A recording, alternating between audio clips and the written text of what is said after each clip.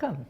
My name is Penelope Chatterton. Welcome to Awaken the Dream. My friends, it's a very cold January in East Hampton, and I made it, my car started, and I want to wish you a Happy New Year, and I want to celebrate Joel Goldsmith again today. He is my final chapter on where I am and how much he has changed my life. Today I'm going to discuss the gift of love. But before I get to that very small treatise, which I would recommend if you want, it's really an easy read. A lot of his books are really, really heavy. This one is so to the point.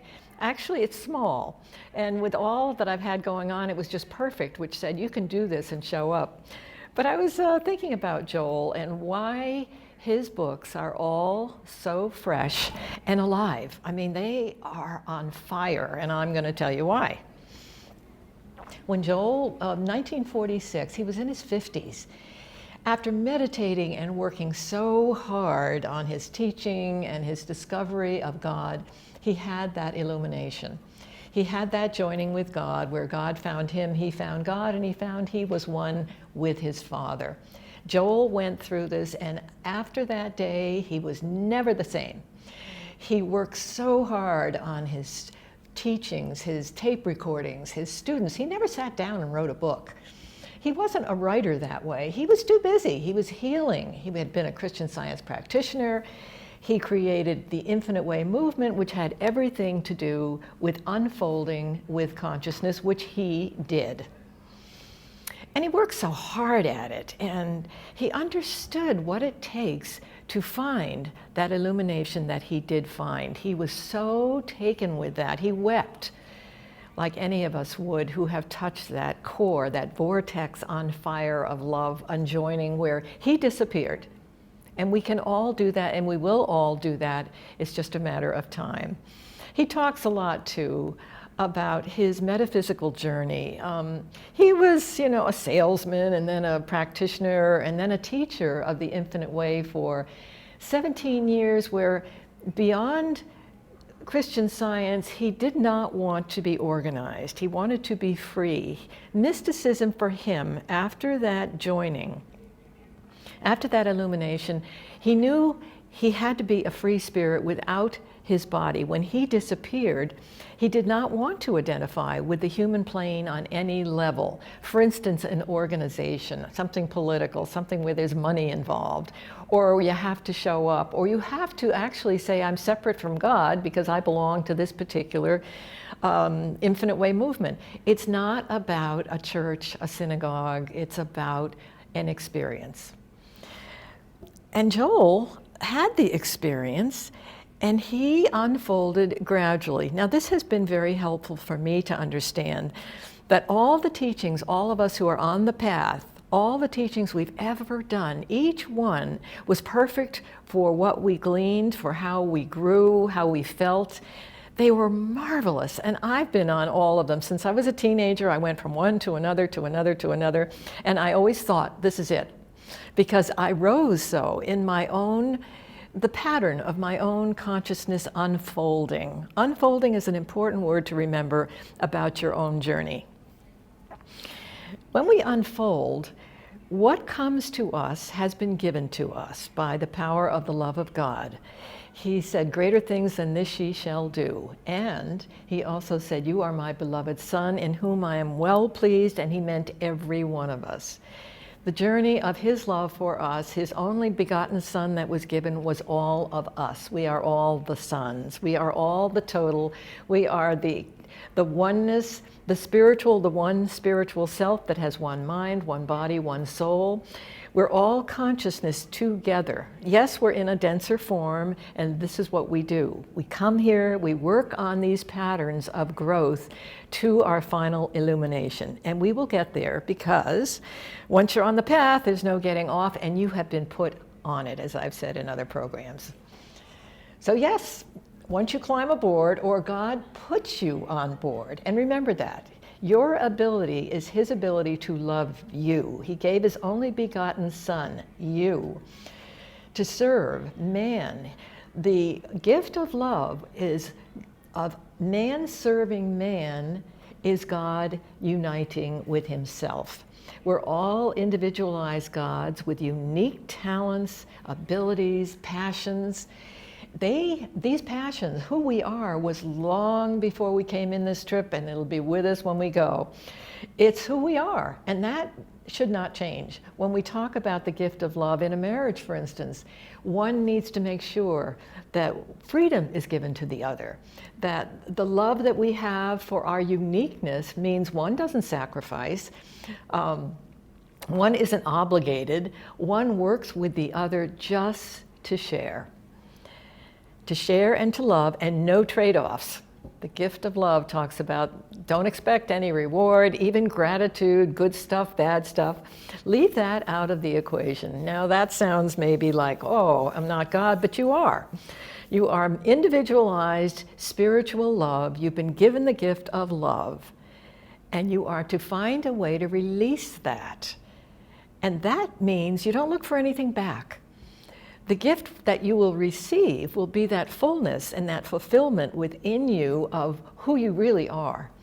And once you get that experience and you have it, you're really on the path. And you're on a path that will take you to your illumination, because as I have said, God will see to it that you get there.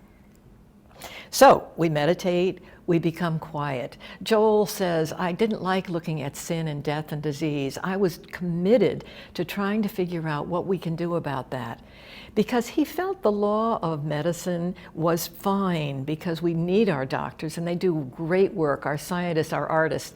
There can be no judgment in the gift of love for anything. On the metaphysical journey, all those, I don't know, spiritual practices that you experienced, they're fine, they're perfect for the folks that are right there in them.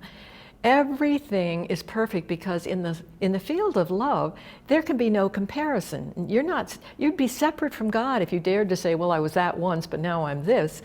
You love everyone for where they are, knowing deep in your heart, like your journey, you went from one teaching to another. And those teachings have nothing to do with words and often teachers. We get inspired. But honestly, the work of the infinite way is the experience of the soul feeling the presence of God, which requires a lot of meditation, deep, deep resting in the bosom of the Father. Joel was passionately in love with this connection. It was greater to him, and it is to me, than any human relationship I have ever had. It's personal. We would think an invisible force might be something where, how do you love that? But once you feel the presence and you hear the voice and you get the guidance, you realize how loved you are. You've been given this gift of life, which is united with all life.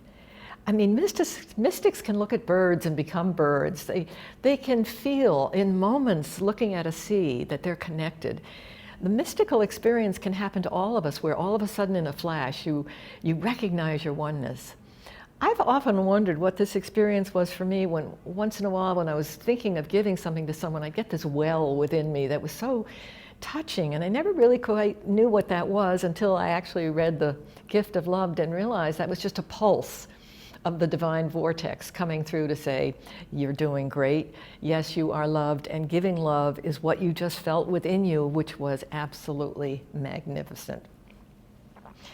So have compassion for everyone, the worst sinner, the way something looks. If someone's old, young, male, female, very ill, this is a hard order for folks to understand unless you are an infinite way, not only student, but you've experienced what it's like to look in the eyes of someone and see their Christ, the Christ they have, the Christ you have, where the age, the sex, the disease, you don't see it. You don't see it because the eyes are the soul. You see the soul. And you know what? People want you to identify them. They come into your life to say, identify my Christhood, please. And that's a gift you can give them, and believe me, they will feel it. And feel it they will, because as you overlook, as you share the deep love within you for them, recognizing them, they feel a healing, they feel a connection. Now, here's something I loved reading. in the gift of love is that folks on the path will be given to you. You have a journey, and you have something going on there where it's never a surprise, but it can be if you don't understand that those folks that come to you, that are part of you, identify with you. They are just drawn. You're drawn together on your journey. And as you rise and you experience more love in your heart, you'll notice more folks keep coming in for this trip that you have. Haven't you noticed all the divine order of everything? It's like, you're taken care of.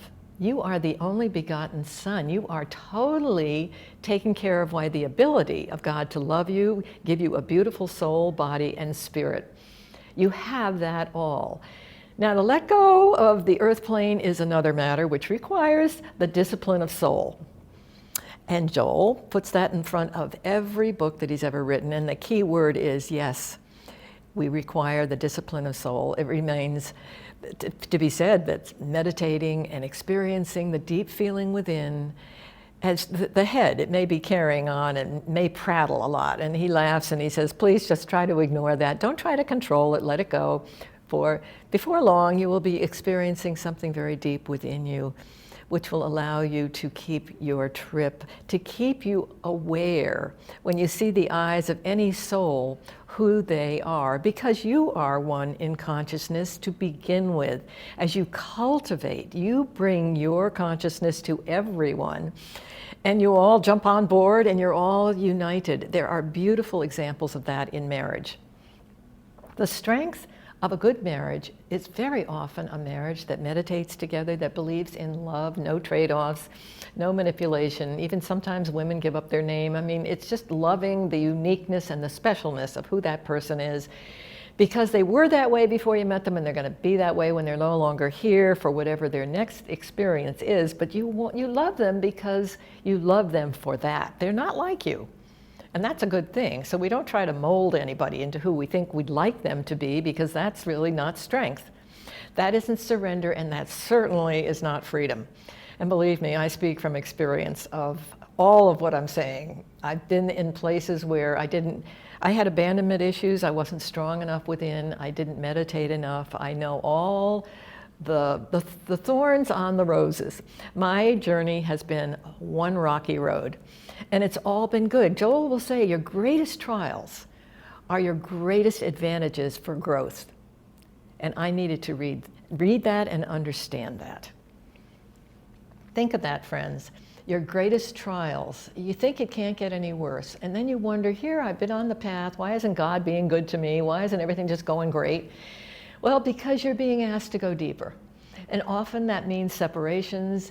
It means trials. It means loss. And then, of course, we go within. And that's when we become more evolved, more connected to the strength that we need within us. Because believe me, as the creative principle that made you is in charge of your life.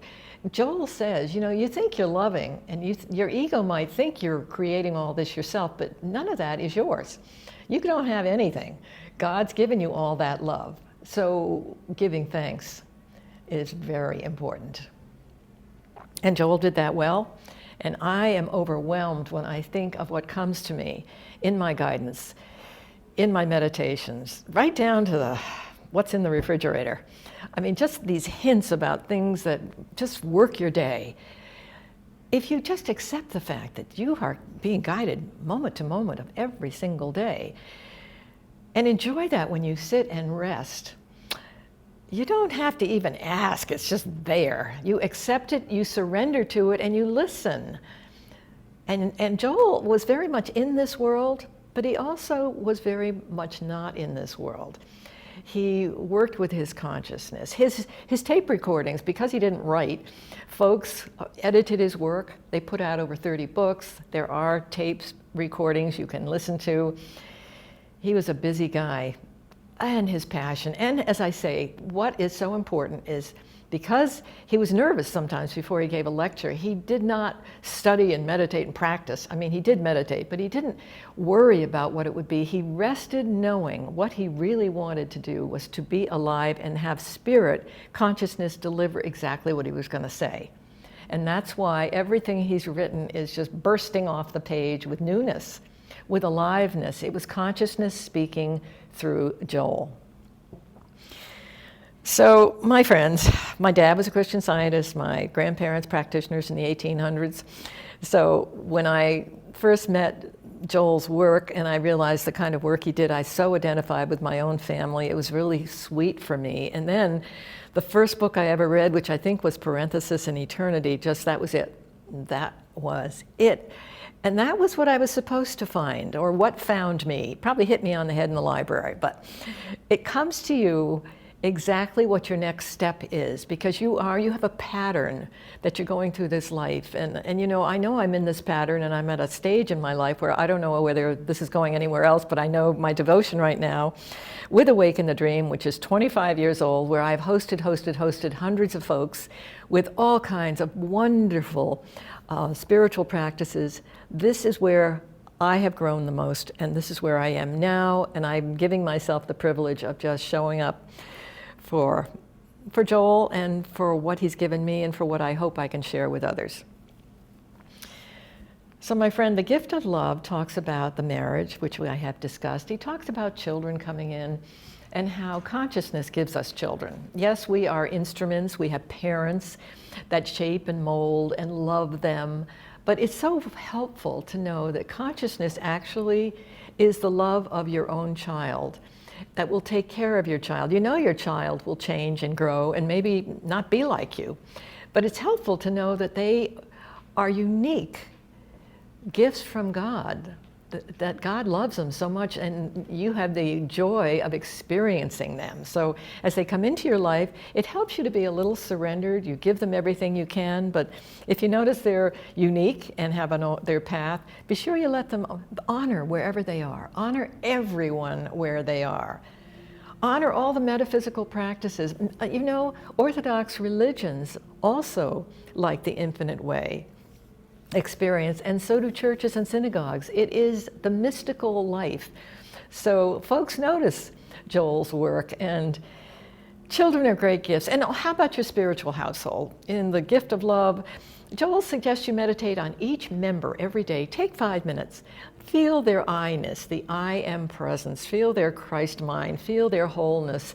See them in joy. Let their evils fall away in your mind, because you don't see them. You only see their beautiful soul, mind, and body. And you know what? That's a gift you give them, because if there's anything there, it can just vanish, because you're not honoring the material plane.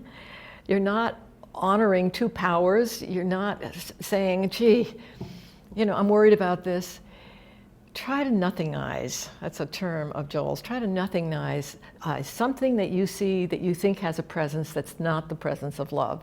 Try to be quick on your feet with your meditative work to let that go. There's only one presence. There's only one power. There's only one wisdom. So the smartest guy in the world, if you think he's the genius, know there's somebody within you that's got really what you need to hear. You need to live with this voice. The comfort, the guidance, the love of this voice is you. And you want to collide. God coming to your guide. You want to collide. You want to be illumined. And we're all getting there, and we will all get there. We've all had glimpses. We've all felt that beautiful, incredible energy, which is not a love that we would know if it weren't given to us.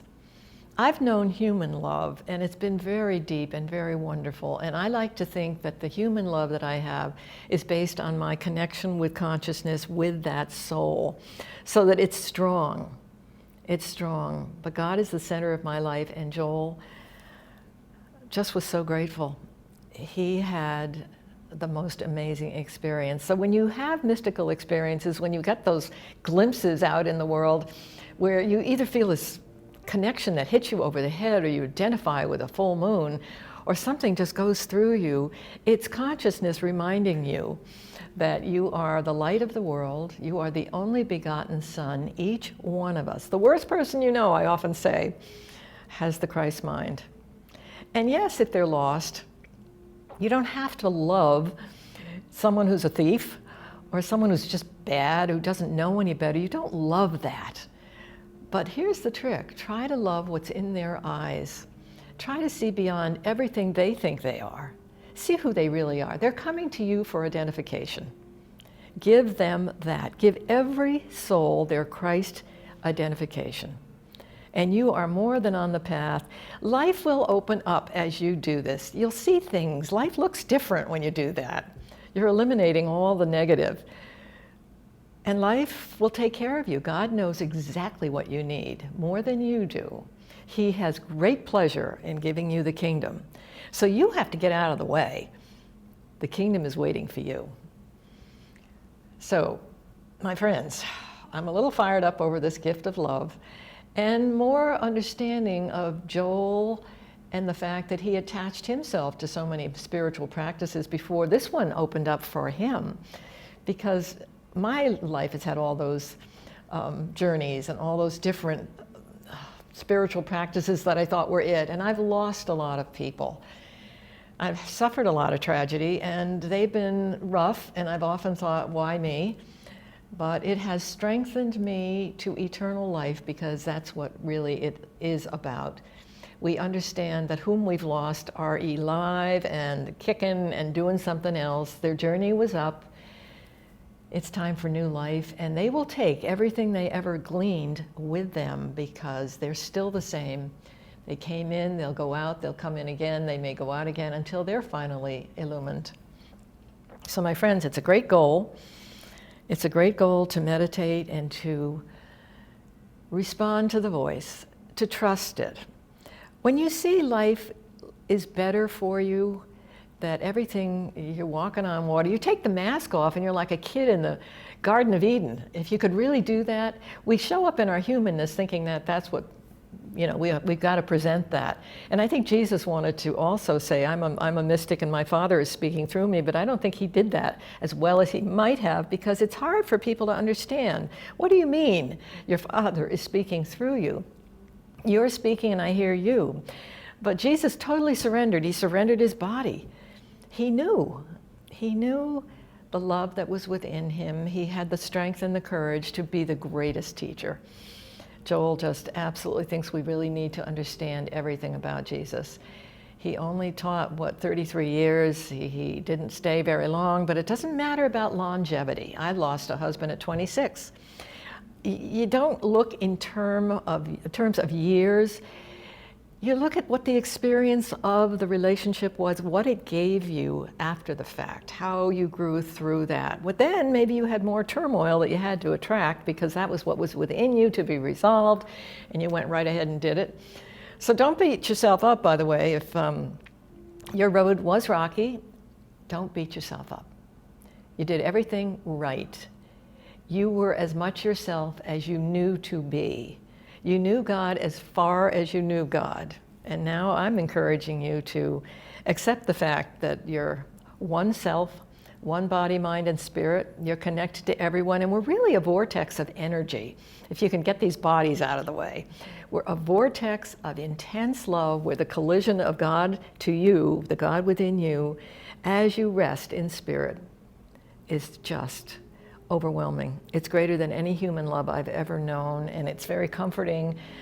And it's exciting, because all of us have a mission. We all are unique. We all have talents and abilities that no one can take from us, and no one should take from us. And if we gave them away by accident, and we've had to separate from folks because we gave ourselves away and we didn't know better, to find more of ourselves, that's okay. A journey is a journey. Now, I'm not sure what my time limit is right now, but I'm going to check in with Kathy, whom I want to thank very much today, who's doing some solo work for me.